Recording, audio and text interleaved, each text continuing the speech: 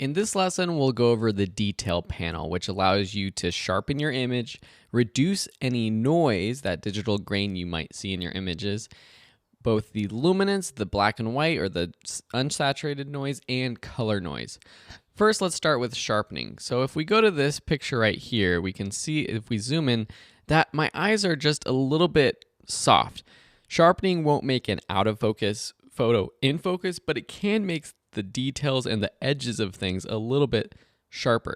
So by increasing sharpening, you add a little bit of noise, but it sharpens the image. Let me zoom out, and you might be able to see if I go all the way to the top at 150 and then go down, it gets a little bit sharper. And it's a great way, especially for landscape photos, to bring back some of that detail.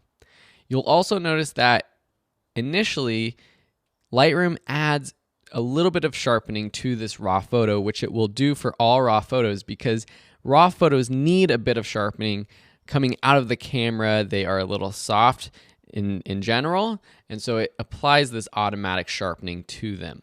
Depending on your camera, you might have to play around with adding even more. Now with noise reduction, let's go to this image right here and zoom in. You can probably see that in this big open sky, there's all these little dots. That's what that digital noise is because of the higher ISO.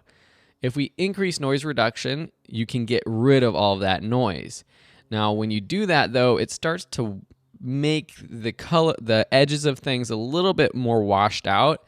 And so depending on what the photo is of, it can start to look a little unnatural. And basically when you're increasing noise reduction, getting rid of noise, things are becoming less sharp. So it might look a little bit blurrier.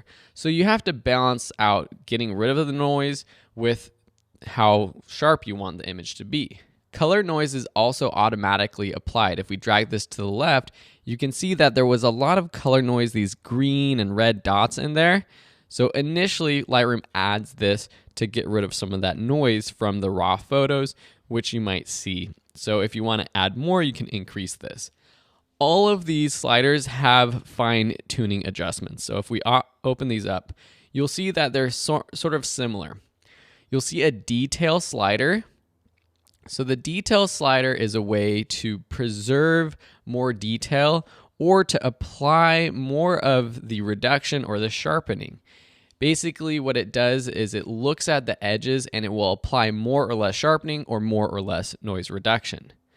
In sharpening, you have the radius, which looks at the edges of things. So let's go into this photo again. And if you increase the radius, what you're telling Lightroom to do is to look at the edges of things and expand by 2.4 pixels or so. So every edge it's looking at and it's applying sharpening to a wider area, basically. Under sharpening, you have masking, which is a good option if you have a subject in front of a large area that's kind of like plain, because what will happen is it will mask out your subject from the background.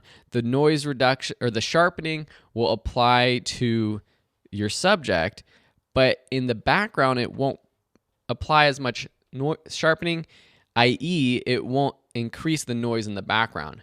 So if we take this photo, for example, and we increase the sharpening all the way so we can really see what's happening, and we zoom in, pay attention to the hills and then the sky.